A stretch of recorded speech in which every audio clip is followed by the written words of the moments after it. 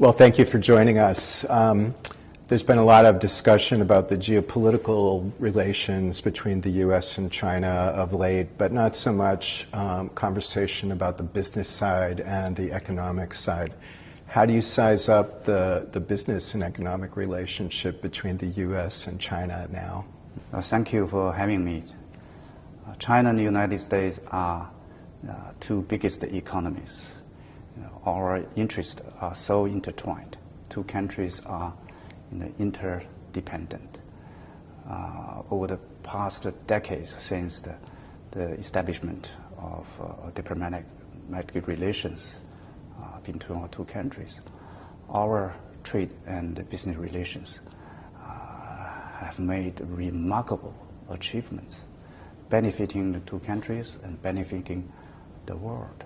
We are natural partners because our economies are highly complementary.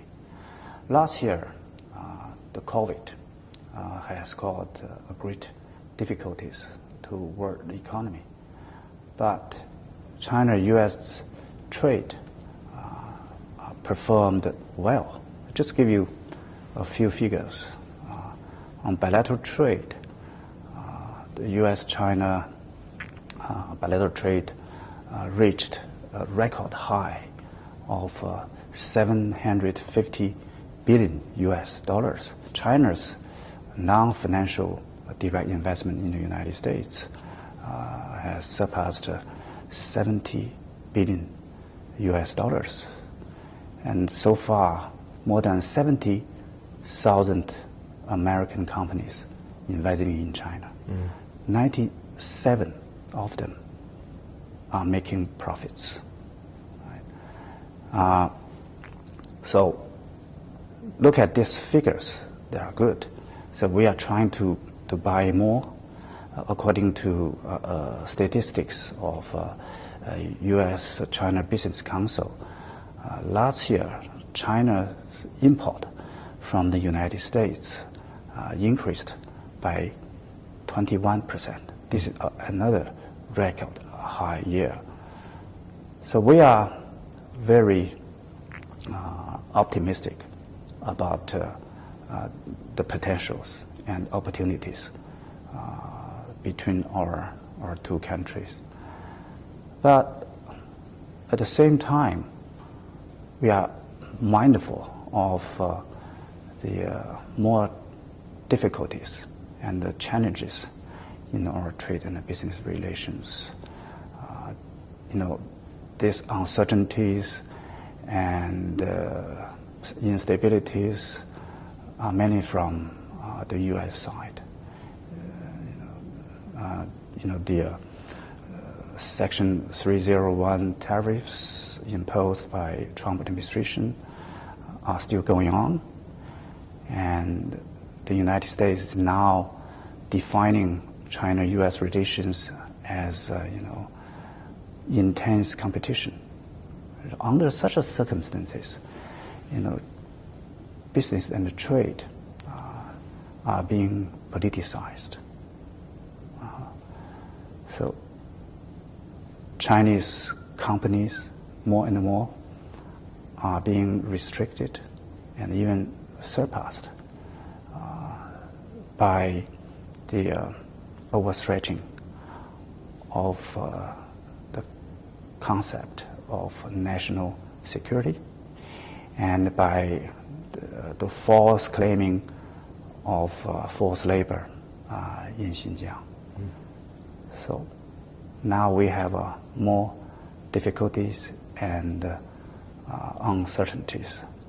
So we hope that the United States should stop politicizing our business cooperation and stop using trade as a tool so that we could provide more stability and predictability to investors. Because if this situation goes from bad to worse, it is in nobody's interest.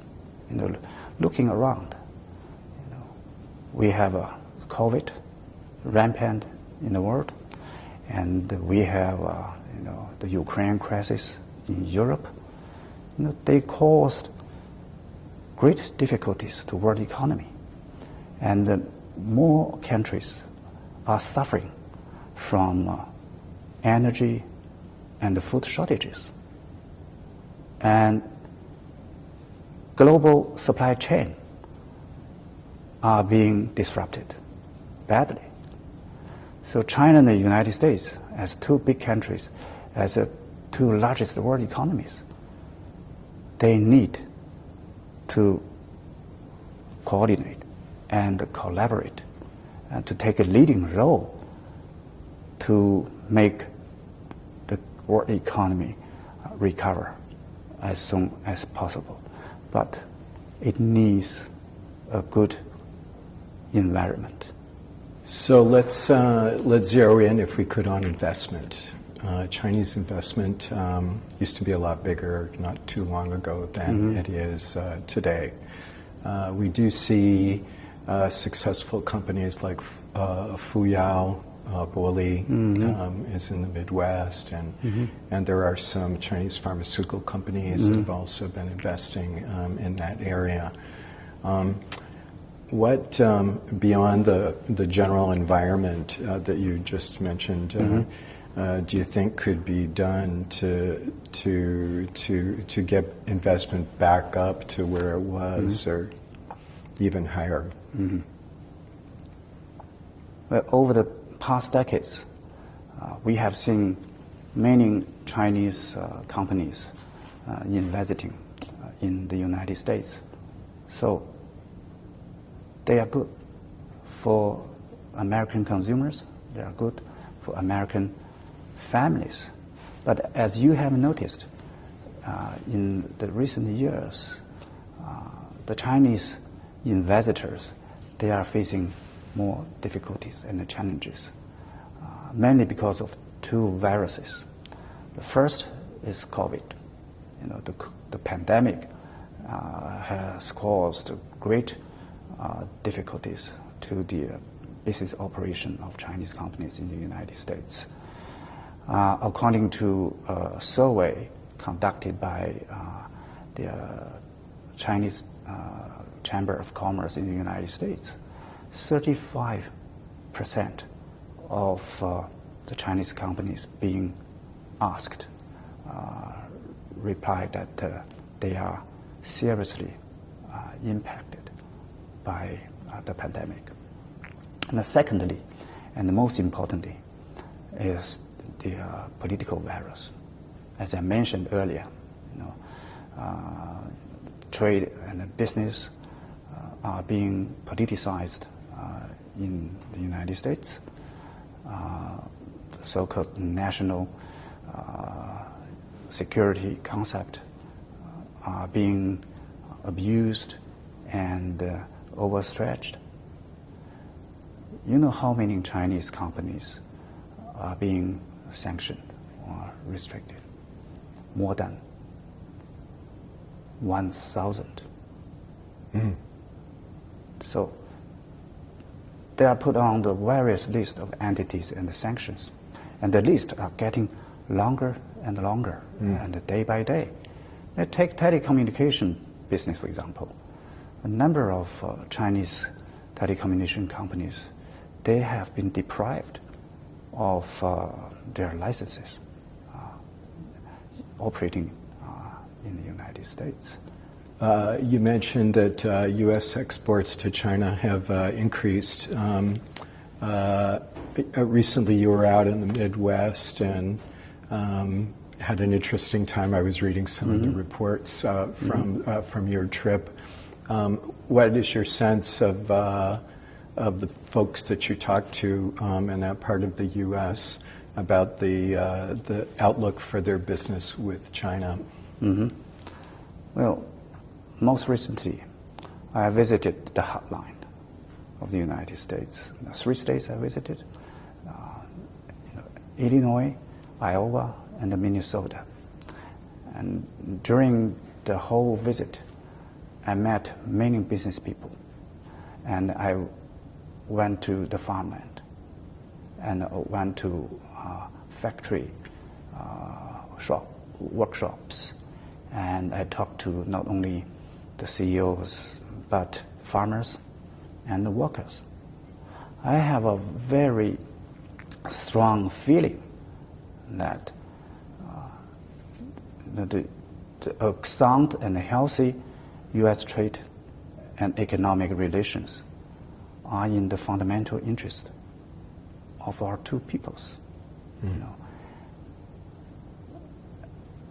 Take agriculture, for example. Last year, China's import of U.S. agricultural products increased by remarkable 68% over the previous years, you know, making the volume, you know, totaled at more than $38 billion US dollars. This is a bulk in the share of the U.S. export to China. So we had a senior level agricultural dialogue held in Iowa. It was well attended by central and local governments and by business agricultural associations and by individuals. The repercussion was overwhelming. You know, during the symposium, two big deals were announced.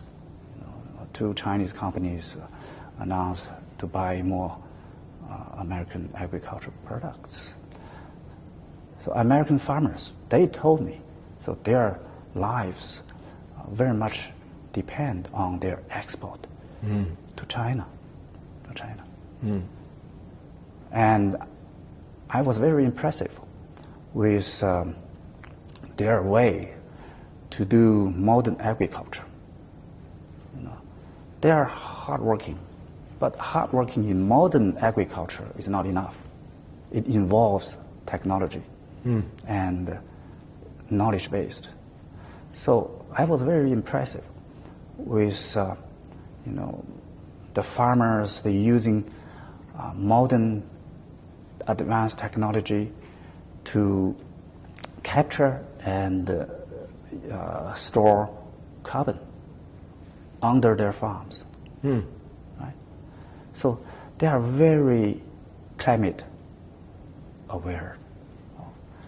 And I was also very impressed with the modernization and automation of the American agriculture. So I said to people in Iowa that, you know, our agricultural cooperation shouldn't be limited to only you sell more and I buy more. You know, should expand to the area of sustainable agriculture, and how you know, two countries can learn from each other and help each other to achieve the green and the low carbon transformation in agriculture. Yeah. So although U.S. exports, increased last year, U.S. Trade Chief Catherine Tsai said recently that the U.S. has repeatedly sought and obtained commitments from China only to find that follow-through or real change remains elusive. What do you say to that? Well, China has a good record of keeping promises. You know, we honor our words with actions. And this year marks the 20th anniversary of China's entry to WTO. So in the past 20 years, China has fulfilled all the commitments of entry. And we have been improving the market economy and you know, putting a sound legal system in place. and we have made great efforts to the IPR protection. So we have a good record of honoring our commitments, and we have differences, but we don't believe tariffs, trade wars are the choice. And the best choice is to have a dialogue and the negotiations to find a mutually acceptable solution based on the principle of mutual respect and mutual accommodation. One side shouldn't impose its own interest and its own thinking on the other side. So we need to talk to each other, to learn from each other, to respect each other. And the tariffs are bad. It hurts China, and it hurt the U.S.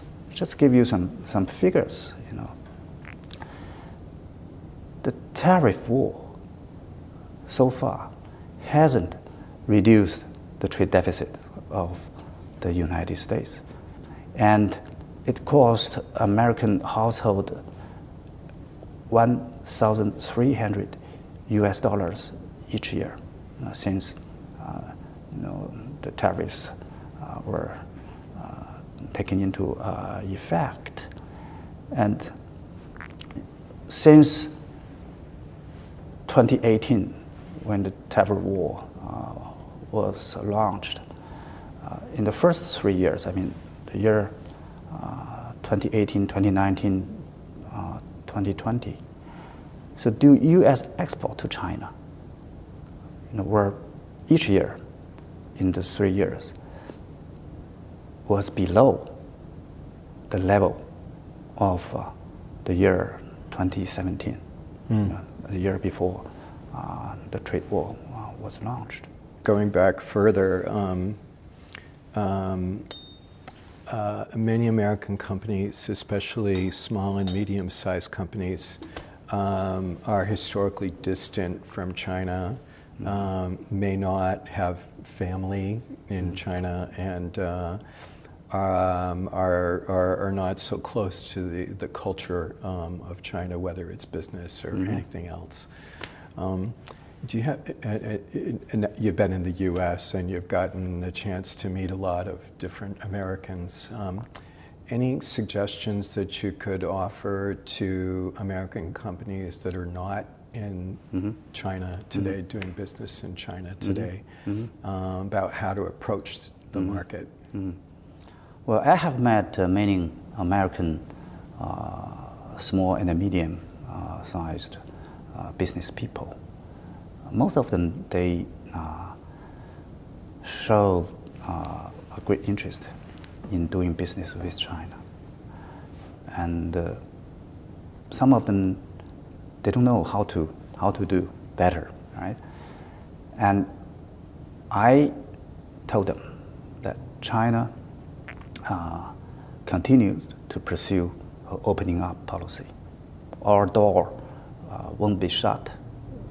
Instead, our door, will be kept wider and wider to the rest of the world. Actually, there are many small, medium, and even micro foreign enterprises have already been operating in China. So among all the total foreign companies investing in China, more than 90% are small, medium-sized companies. So China, as I said, will continue to pursue open up policy. It will remain unchanged, and we will do our best to provide a better business environment for them. So I do encourage the small businesses of the United States to look at the future of China's market, which is huge. China has a population of 1.4 billion, and among them, 400 million are mid-incomers. And so this number will be growing. So there will be great opportunities for investors across the world, big or small, and so we welcome. So we welcome them, and we will treat all investors, domestic or foreign, big or small, and we will try our best to provide a level play field for them. And if there's any suggestion I want to give to small businesses, first, stay positive, stay confident in China's huge market. And secondly, to be more careful about China's policies, plannings, and development strategies. They are all open and transparent. They're on Chinese newspapers, they're on Chinese websites. So do some good homework and to find out where the key priority areas are and where the good opportunities lies. And also, they need to get familiar with the Chinese laws and regulations so that they can better adapt to the business environment and the culture even in China and in the Chinese society. One big obstacle to business in the last year, couple of years, has been the reduction in the number of flights between the U.S. and China. So whether you're the CEO and you're going over and looking at a big project that needs parent company support, or whether you're a small businessman looking for a partner or somebody that's going to help you, I think on both sides, the lack of flights has been cited by business people as really an obstacle to commerce. Any hope for improvement in that? Well, the ongoing pandemic, has caused great difficulties to business and travel. We have seen a new round of resurgence in the world, and also, we are seeing more outbreaks in China. So the Chinese government puts people's lives and health as a top priority.